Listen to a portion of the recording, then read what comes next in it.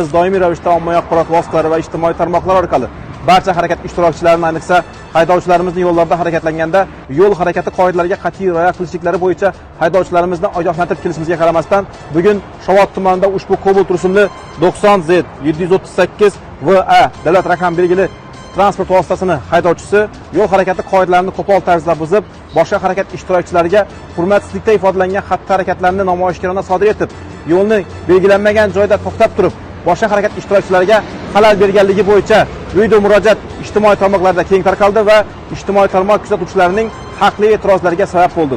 Bugun ushbu holat yo'l harakati xavfsizligi xizmati xodimlari tomonidan o'rganildi va belgilangan tartibda ushbu transport vositasi va ushbu transport vositasini boshqargan haydovchi aniqlandi. Nima sabab bo'ldi ushbu qoidabuzarlikni sodir qilishingizga? Doğrusu rastdan sal qiziqib ketdim. Boshqa mening ish takrorlanmaydi.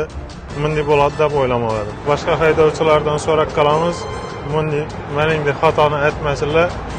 Qonun ustuvor, jazo muqarrar. Hammadan uzr so'rayman, aytgan ishimdan pushaymonman.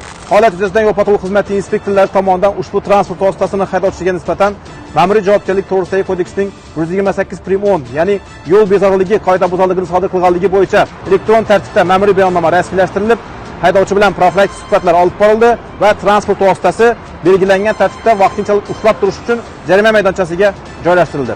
Shu o'rinda yana bir bor barcha harakat ishtirokchilaridan, ayniqsa haydovchilarimizdan yo'llarda harakatlanganda yo'l harakati qoidalariga qat'iy rioya qilishliklarini va haydovchilik madaniyatiga qat'iy amal qilgan holda harakatlanishlarini so'rab qolamiz. Zero unutmang, qonun ustuvor, jazo muqarrar ekanligi albatta ta'minlanadi.